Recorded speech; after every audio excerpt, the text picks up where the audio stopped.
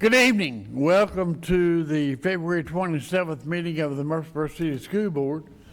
We are thrilled to have so many students with us tonight, and I know their performance is going to be great because I heard them practicing. We're also glad to have the other members of the audience who are visiting with us tonight. We're glad to have you, glad to have those that are watching from home. But at this time, we're going to ask you to stand as we have two young people, Grayson Phillips, who is a first grade student at Salem, and Jaden White, a second grade student at Hobgood, to lead us in our pledge, followed then by our moment of silence. Gentlemen, the pledge. I pledge allegiance to the flag of the United States of America and to the republic for which it stands, one nation, under God, indivisible, with liberty and justice for all. And now our moment of silence.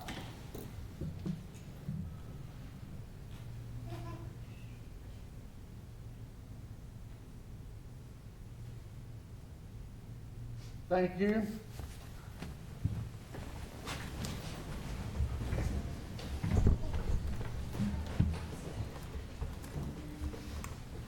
That's the way to say the pledge, isn't it? Amen. Yes, yes. That was awesome. All right, members of the board, you have received a copy of the agenda. Do we have a motion to approve as printed? So moved, Mr. Chairman. Thank you, Mr. Richardson. We have a second. Second. Thank you, Mr. Ballard. Any question or comment? I see none. All in favor say aye. Aye. Any opposition? And there is none. Thank you. Communications, Ms. Trail.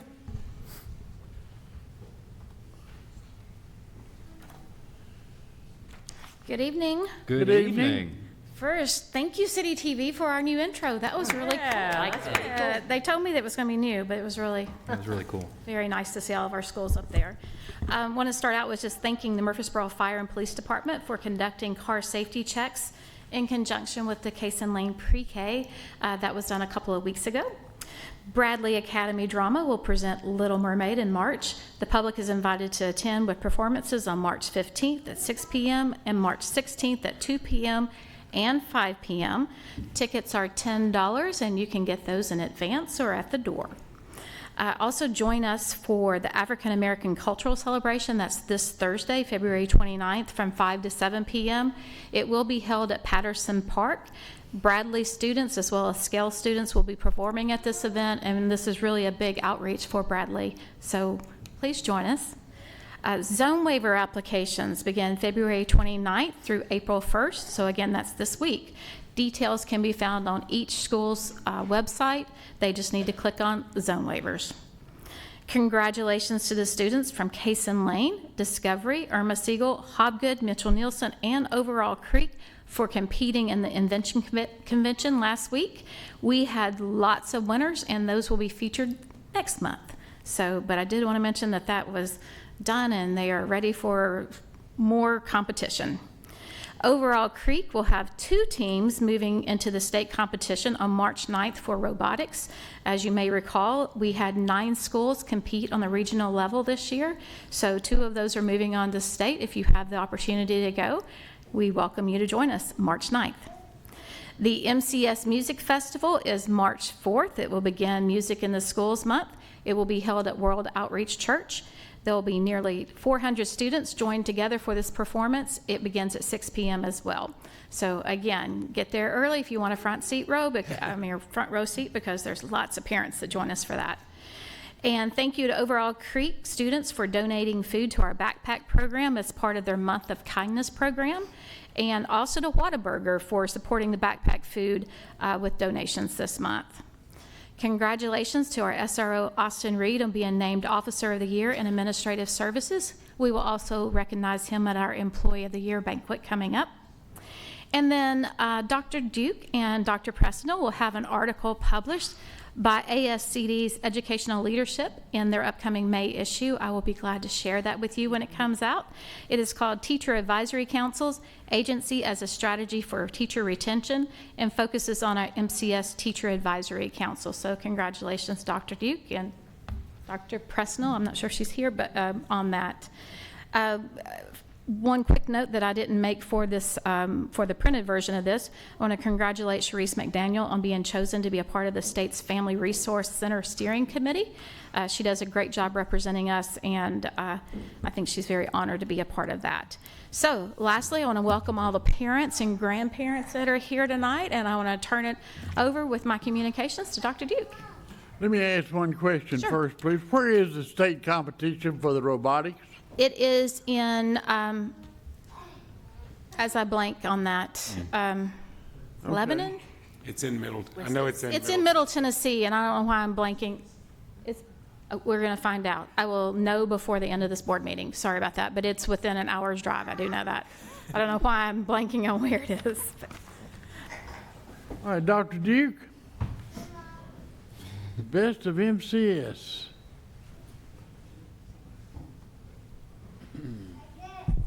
Goodness.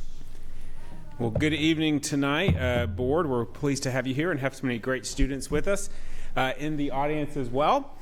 So tonight I have the privilege of introducing you to some amazing students who recently represented Murfreesboro City Schools in the Amazing Shake competition hosted by the Rutherford County Chamber of Commerce.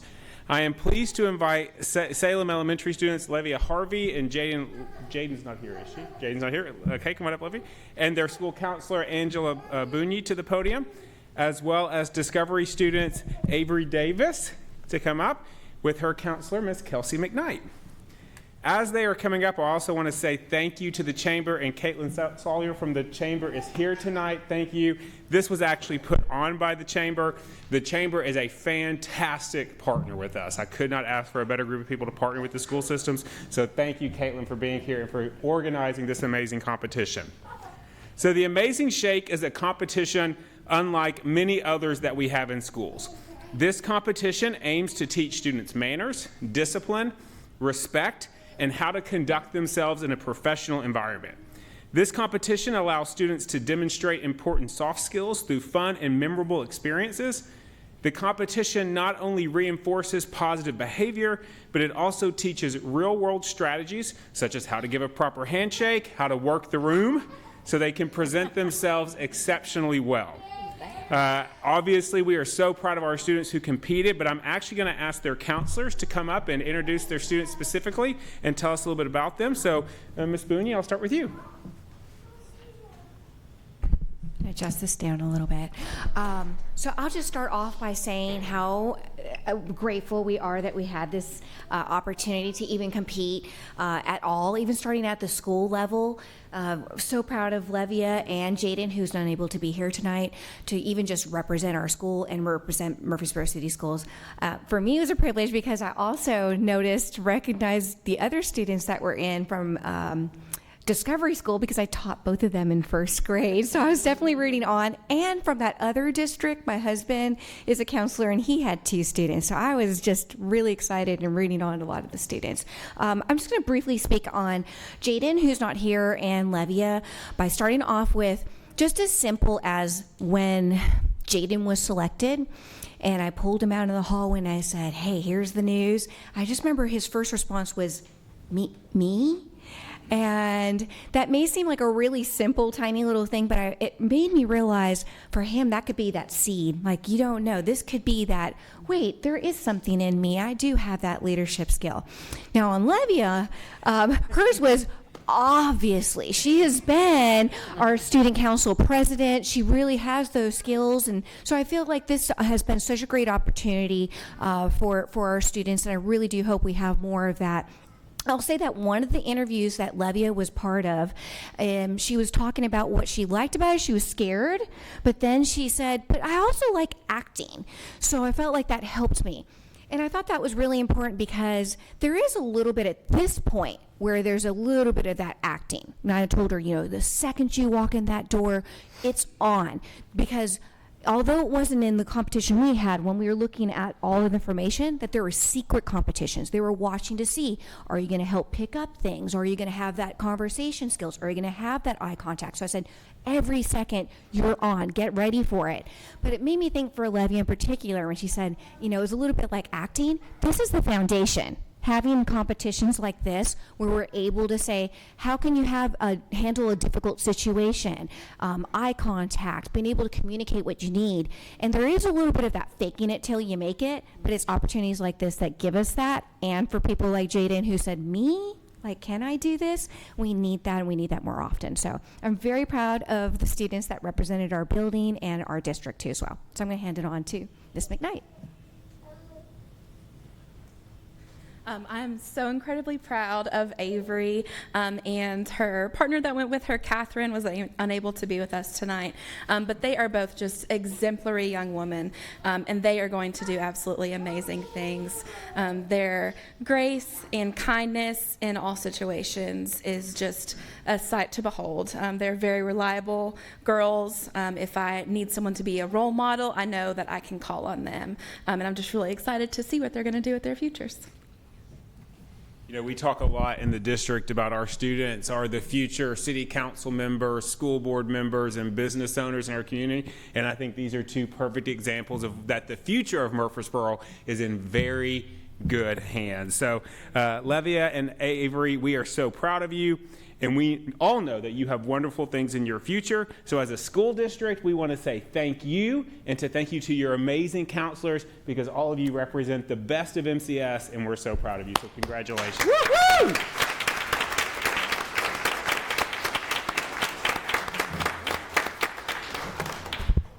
That's right.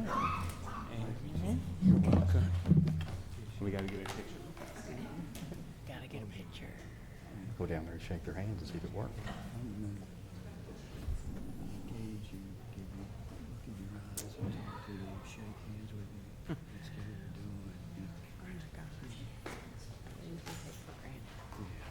That's awesome. All right, sir. Yes, sir. Spotlight on Education with the Bradley Choir. That's right. So I'm going to start down here and then I'll make my way back up. But I'm excited to welcome another group of students to our meeting for our Spotlight on Education.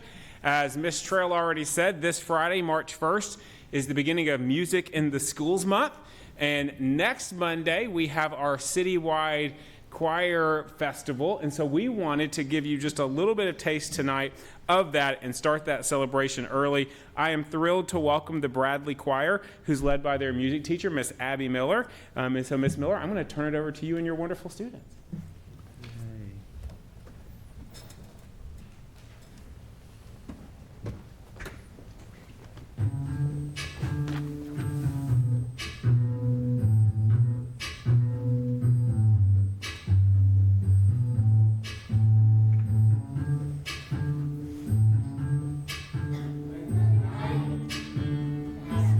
Great.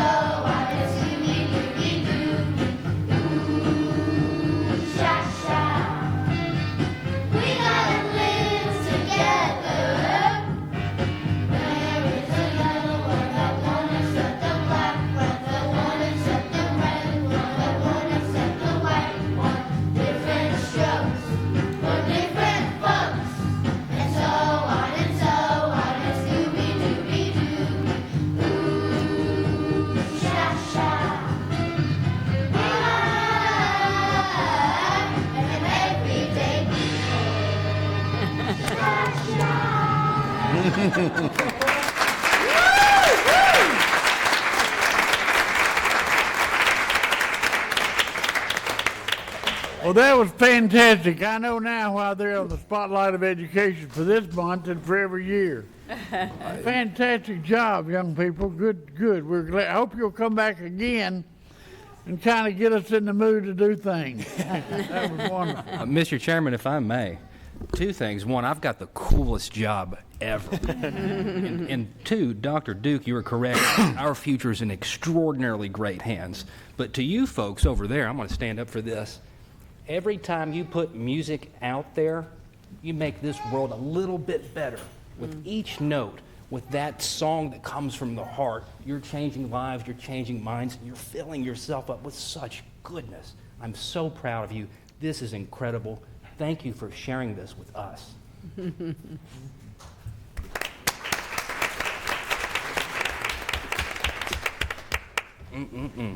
Next part of our program, public comment, and I see nobody to make public comment except usins, and that's good. All right, consent items. Board, do we have a motion to approve the consent items? So moved. Thank you, Ms. Richmond. We have a second. Second. Thank you, Ms. Long. All in favor say aye. Aye. Opposition, there is none. Stick around, folks. We don't have to leave. Party's just starting. Miss Barbara can sing. I've been telling my kids that for years, different strokes for different folks, and now I know where it came from. There you go. All right. Action items. Board Policy 2.403. Recommended changes to Board Policy 2.403 include the addition of a definition for surplus property and the addition of statutory language that allows for the transfer, donation, sale, or trade of surplus property in specific circumstances as allowed by law. The staff recommendation would be to approve changes to Board Policy 2.403 on first reading. All right. Do we have a motion to approve the policy? So moved. Thank you, Ms. Long. Have a second. Ms. Dodd, now any question or comment? I have one question. On surplus property that's deemed with no value, and it talks about that in this policy. Now, can anybody have that property? Surplus property with no value, like it is zero, it would be trash otherwise. Still has to have your approval and Dr. Duke's approval as the executive committee. We do have to try to sell it. We have to make an attempt to dispose of it, but if we can't, then we can dispose of it pursuant to the law. Like if it's batteries or something, we have to be careful with that, but otherwise, yes.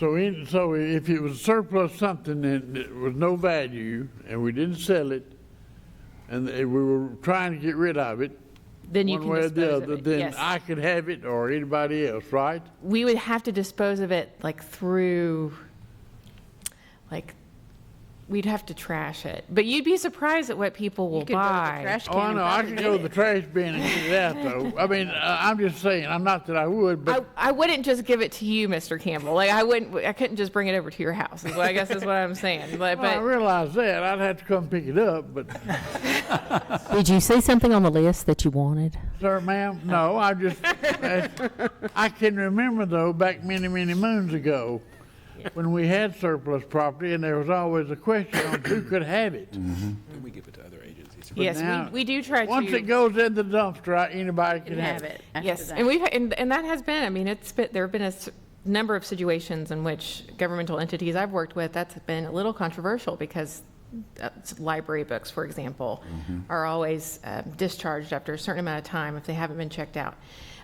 They get surplus, and if they can't sell them, or a lot of times we'll extend it to a community agency, and in those situations, if everyone says no to it, then we do have to recycle it or dispose of it another way, and that can be a little controversial, so. All right. Oh, we have a motion and a second. All in favor of the motion, say aye. Aye. Any opposition? And there is none. Thank you. Board Policy 2.804, expenses and reimbursements on first reading.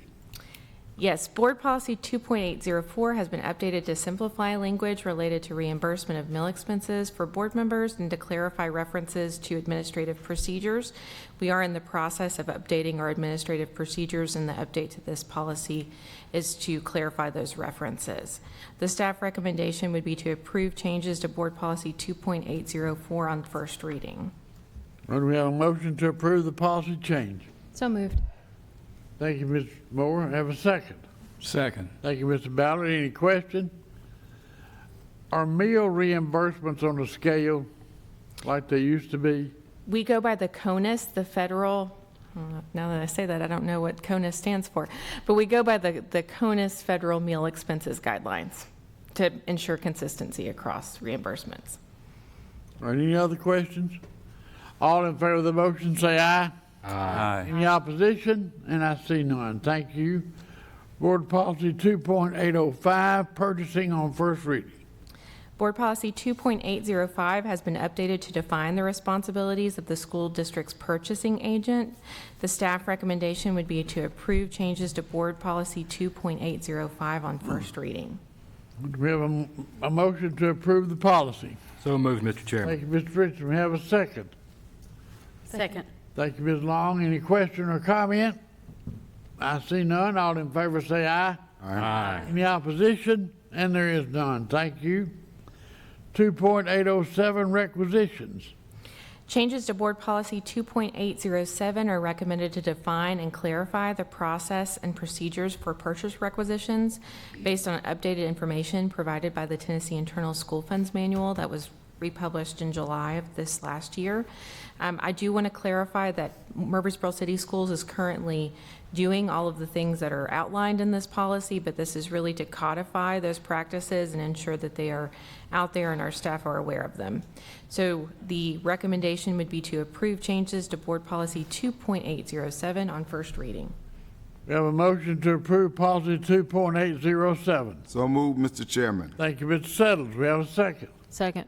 Thank you, Ms. Dodd. Any question or comment? Mr. Ballard? Mr. Chairman, if, in the case of past years, I haven't checked into it lately, but isn't there a stipend or a fund for the teachers to use to buy supplies and such? I think it was $200. That is correct. So they get Still $200? Yes, sir. They get that money every year into their account that they can use for classroom supplies or things they may need. We also budget every year an amount for teachers who are new to the district or first-year teachers, some extra money. That amount fluctuates a little bit every year, but we try and make it close to another $200 depending on how many we hire. So we budget on what we think we're going to hire. If we hire more than that, it kind of gets divided. But both new teachers and all teachers do get that money. So do they have to go through the requisition process, or is that just?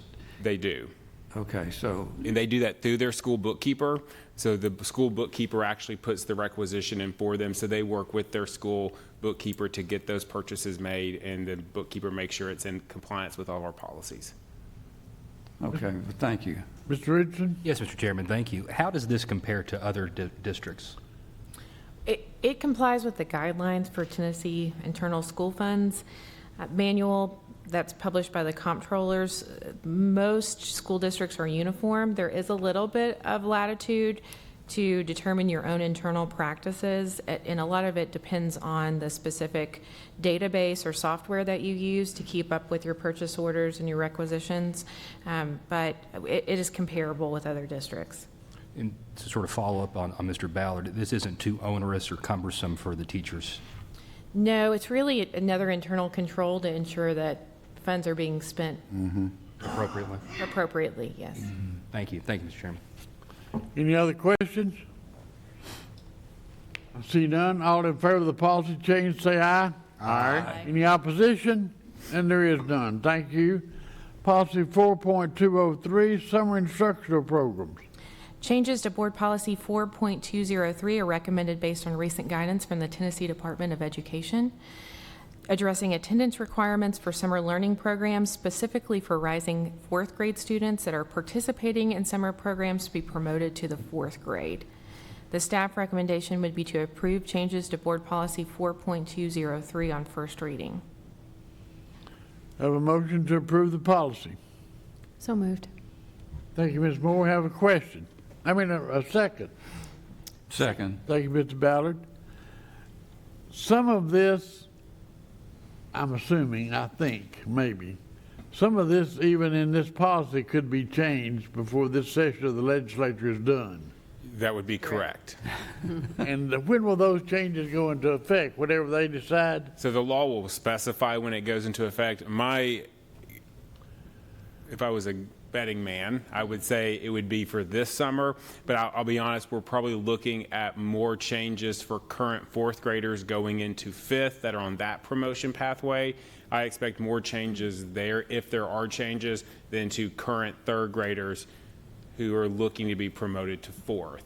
But you are correct. There are several things that are being proposed right now that would address the third and fourth grade pathways. Okay. And if that happens, we will bring you a new policy revision. Thank you. I'm sorry. You have a question, Mr. I was Suttles? just thinking, so they could make it retroactive too, right? I mean, that was in my mind. That's why I didn't say it out loud. 90%, my question has to do with the absences. Does it matter if they are health-related, et cetera, or an absence is an absence? 90% is the cutoff. And we used to say 18, I think 18 out of 20 days, something like that. So we changed it. 90% is the cutoff, and it is an absence. We changed it to 90% in the policy because we're actually changing the structure of our summer school this year. And I know Ms. Arnett will give a full presentation on this in our March meeting. But last year we did 5 days, and then we had a couple of days at the end that we made up. What we're looking at doing this year is actually 4 days a week, but a little longer. And then we would save every Friday for a makeup day, so that if a student had to miss a day during the week, there would be a Friday that third rising fourth grader could attend to help get that 90% attendance. Okay, But the law is very specific in saying they have to attend 90% of the time as a criteria to be promoted to fourth grade.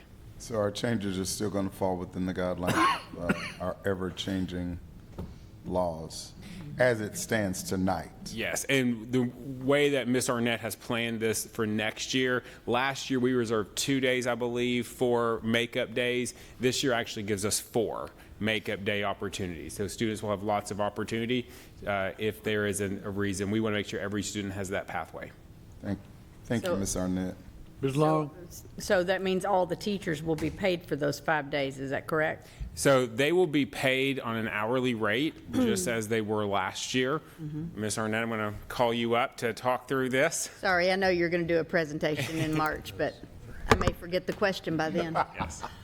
You will have had a snack. Good evening. So for the third grade Friday makeups, there will be a teacher that will be assigned to each school, depending on where is needed, and that teacher will be paid for that. We look for that to be like a 2-hour makeup day because it will be making up the literacy portion. So you'll have a couple of teachers per site to do that? Just depending on how many, Sure. we have it throughout the week. And this actually changed, not only is it beneficial for our students, also the teachers were very supportive of it to say, let's go an hour longer during the day, and then during those month of June, get a 3-day weekend, except for those few that have volunteered or will volunteer to work with those students on Friday. We currently have 158 teachers that are interested in teaching summer school. We do a Zoom with them Thursday afternoon, and then after that Zoom takes place, we'll ask for volunteers to teach on the Friday for the makeup days for that 2 hours. Great. Just off top, and I know we probably talked about it possibly last year, how many students fell within that? We didn't have I don't remember that there was a big number, but as far as the third graders that had to have the time, do you remember how many? It's like 1% or something? Yeah, I didn't know that was, I don't remember it being. I can look up the specifics because I do have them. I know you do. Dr. George has them detailed for me. I will say we were able to find a promotion pathway for over 99% of our students.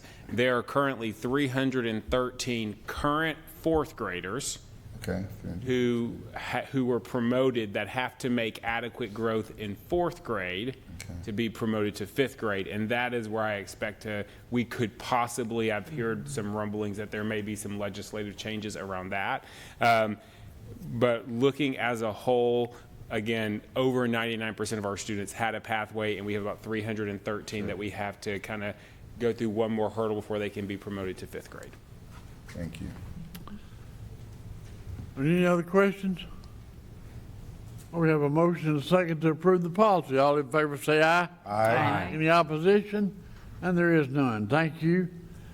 5-year strategic plan, a revision. Yes, sir. In March of 2022, the board formally adopted the district's 5-year strategic plan.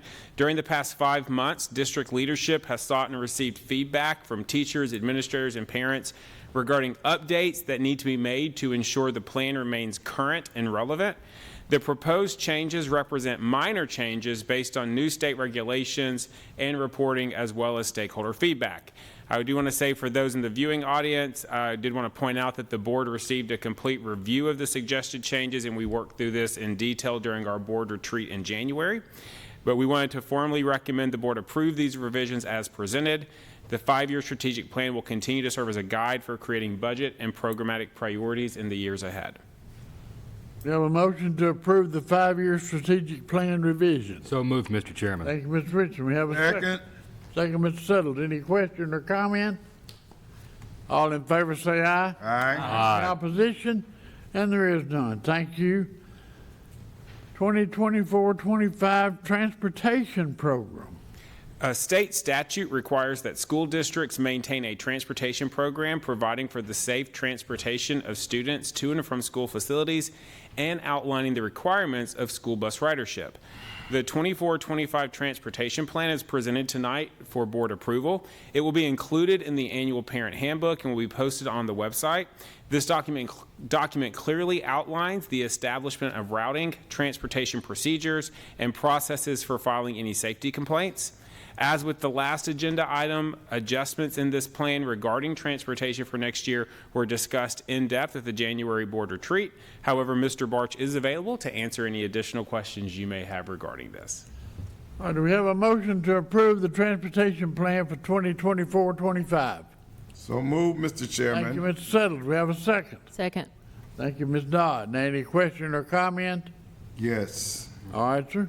Mr. Barch can come on up. Mr. Settles, did y'all discuss the purple ties before the meeting? We did not. We didn't. But hey, Sharp. the man knows what to do. What can I say? Good evening. Good evening, Mr. Barch. Pleasure as always. Will you review for us the state statute as far as parent responsibility zones and what our parent responsibility zone looks like? The state statute indicates that it's 1.5 miles from the school, and what ours is in what you're approving tonight, or hopefully approving tonight, is 1.0 miles. 1.0 miles. And it's not, I've heard people refer to it like this. I've heard people refer to it as the walking zone, but is that a misnomer, or is that? Yes, sir. I mean, that the parent responsibility zone would indicate that could be up to the parent, but it's not to push kids to walking.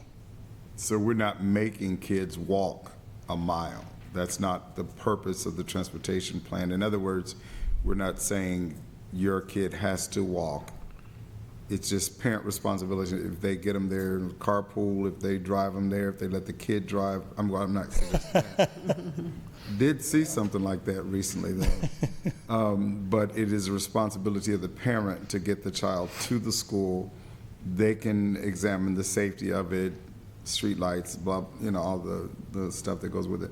But we are more generous, I would say, than if the state says 1.5 miles and we're only saying 1 mile, right? Yes, sir. That's correct. And everything that you said is exactly right. We're going above and beyond what the state Going says. above and beyond what As we normally do. As Yeah, we normally okay. do. Mr. Richardson? Thank you, Mr. Chairman. Some of this can seem a little bit acerbic and high frequency, so a parent responsibility zone. Can you give an example of what that might look like on a cul-de-sac if there's 14 stops within that mile, or whatever example you want to use? What does that really mean? So the stops within the mile, there wouldn't be stops within that mile. And due to? Its proximity to the school. That's exactly right. That's what I Yes. wanted to clarify. Okay. If I can add, Mr. Chairman, one of the things I do want to point out, because in Mr. Barch, you can elaborate here, even though we put the mile in our procedure, in many cases, it is still not the mile. That is just the max. Right. So there are many places where it's still less than a mile. The other thing we have discussed, as we discussed with the board, but for the viewing public as well, again, we want to make sure every opportunity is available for parents as we use the resources we have. So this year we are implementing the early registration for families in the parent responsibility zone for ESP.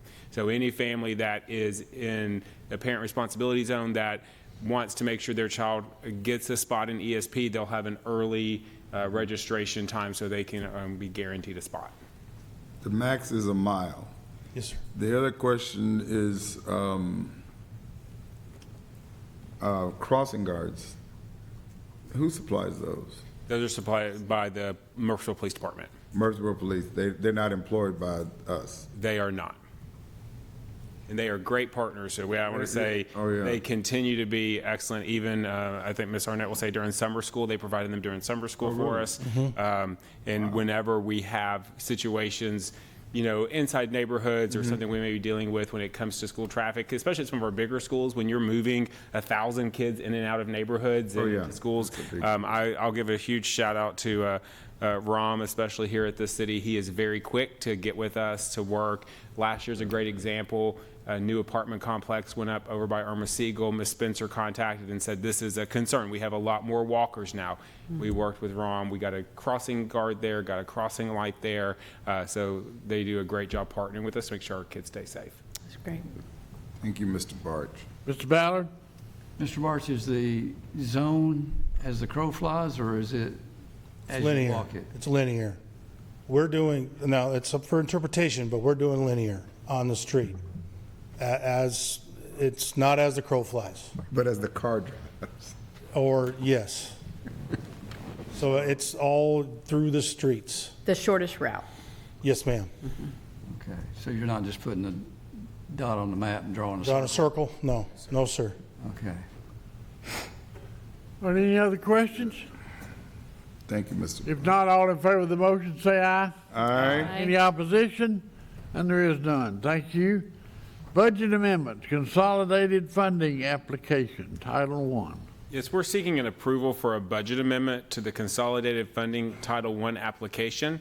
The amendment request will move funding from instructional supplies and materials, unused funds from instructional supplies and materials to the salary line by $12,700 and $190 for the Medicare line. This amendment is necessary to fund the salaries and benefits of an interim teacher while the teacher of record is on leave. Have a motion to approve the budget amendment. So moved. Thank you, Ms. Moore. Have a second. I'll second it. Mr. Settle and Ms. Dodd both second. Oh, I'm sorry. All Mr. right. Here. Any question or comment? All in favor of the motion, say aye. Aye. Any opposition? And I see none. Approval of revenue and expenditure report. Good evening, board members. You have my Good report. evening, Mr. Daniels. How are you? Ms. Owens, Yes. excuse me. You have my report. Anything you would like to ask, I'd be happy to answer.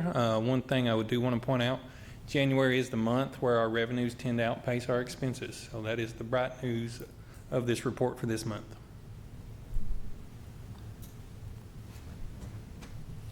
Generally, I'll say this. Most of us up here, with the exception of maybe Amanda and Jimmy, don't know enough about money to ask a lot of questions. So the blank looks you're getting are not because we don't think you're sharply dressed and this is a good report. It's just that when I read it, I go, like that. So good job. Looks great to me.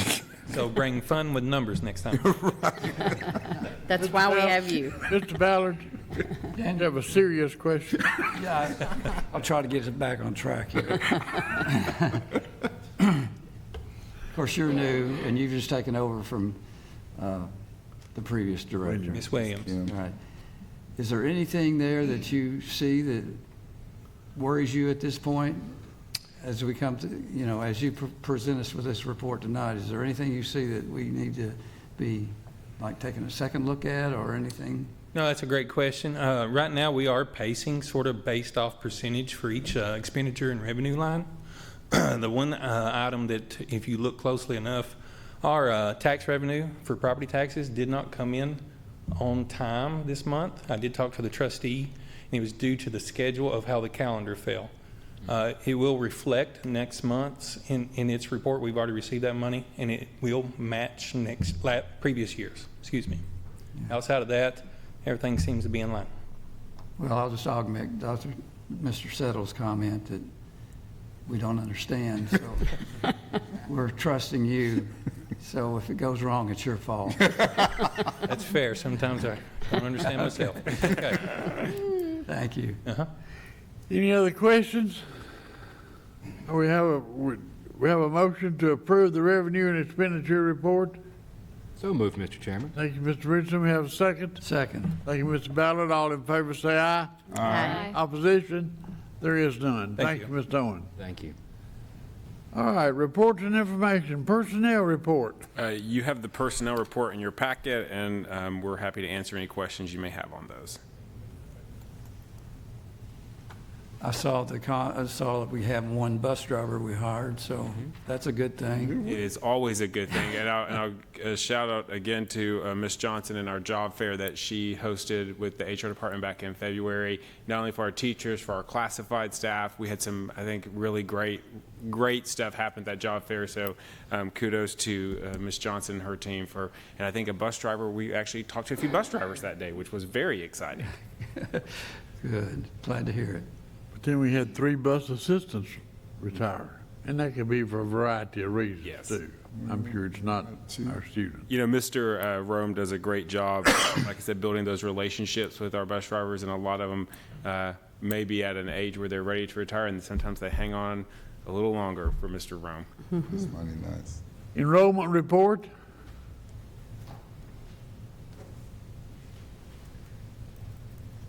Good evening. Good Good evening. evening.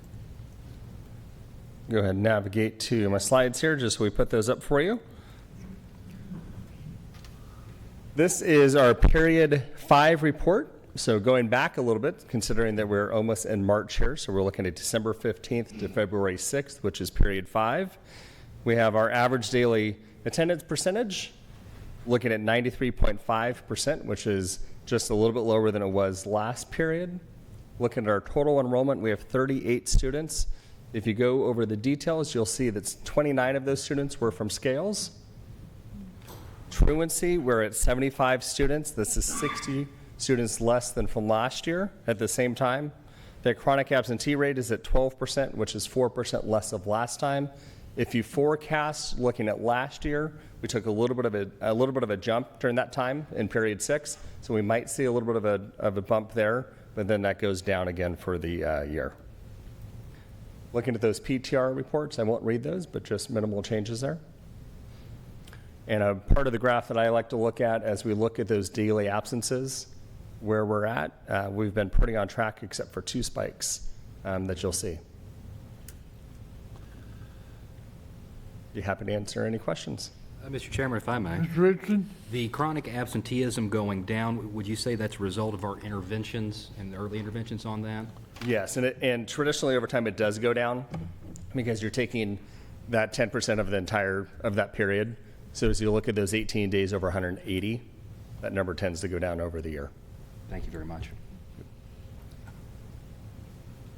Any other questions? Yeah, I have a question Mr. regarding, Ballard? somewhere I crossed over some information that said that we're like, I don't know, maybe 40 or 50 students that aren't funded by TISA. In other words, we've got more students than we've got TISA allowance. is what that comes down to. Are we headed to any kind of a problem where we're going to be paying the way for those without the? So the students that are not included in our TISA allocation would be our preschool students. So our voluntary pre-K students that are 4-year-olds, those are funded partly through a state grant. Now, I will tell you, we pick up some of that cost. The grant is not enough. And then also our special education pre-K students and peers are also not funded. Those are the only students we have that are not part of that TISA funding formula. I will say there is a bill in the legislators right now that would add specifically our special education pre-K students to TISA. That would be huge. I know, Ms. Long, you said you've talked to some legislators about that as well. Yes. But that's an important piece of legislation because we get very few dollars for special education preschool. So those preschool students are the only students not included in that funding formula. And we're usually getting outside grants, but unfortunately those grants don't always add up to the actual operational cost of those programs. Good, thank you. Mr. Richardson? Would $7,000 per student in pre-K help? Oh, yes, very much. Rough numbers for us this year, if our IPK students, which is our special education preschool, and the typical peers, which was a conversation and a bill that's been proposed, was approved, that would be about an additional $1.2 million for us in Murfreesboro City for a program. We have, Angela, how many pre-K 11 special education preschool classrooms, so that's 11 teachers, and there's 2 EAs in each one of those, so 22 educational assistants. Plus also when you're looking at those students, many of those students require speech services, occupational therapy, physical therapy. There's a lot of services that go into meeting the needs of those students. It's a great program. We know early intervention matters. We want to get our students who have those needs in the building at 3 years old, which is what we do. So yes, that would be very beneficial. I have a question. That legislation that you referenced, is that a standalone piece, or is that going to, it is standalone in the education department? I mean, committee or whatever? So it's not attached to It that is, and other? it's got some strong support, so I look for it to pass. There is a very high fiscal note, as you can imagine, statewide on that bill. So Is it higher than the voucher thing? No. Don't believe so. Oh, okay. All right, thank you, sir, very much. Appreciate your report. Director's update. Dr. Duke, you got anything for us? Yeah, just a couple quick announcements for the board.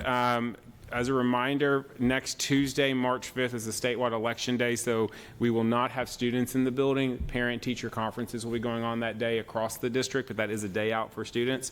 I sent an email, but I have to publicly say it because I'll say it every chance I get. The state did release school designations a few weeks ago, and I am thrilled to say that 6 of our 13 schools, so almost half of them, received the highest designation from the state as a reward school. So congratulations to Black Fox, to Bradley, to Ermasiegel, to Northfield, to Overall Creek, and to Reeves Rogers on getting reward school status. Those principals will be with us next month for us to publicly thank them. But just, we have so many great things going on in our district. It's great to see that recognition for their hard work. As a district, we received the Advancing School designation, which again, we're very, very proud of. And there's 145 school districts. We were in the top 82% of the state. So we're very pleased with that as well. But with that, those are all my updates. All right, so thank you very much. Anything else come before this board? Have a motion to adjourn? So move, Mr. Chairman. Mr. Suttles, have a second. Second. Thank you, Mr. Ballard. All in favor? Aye. Good night.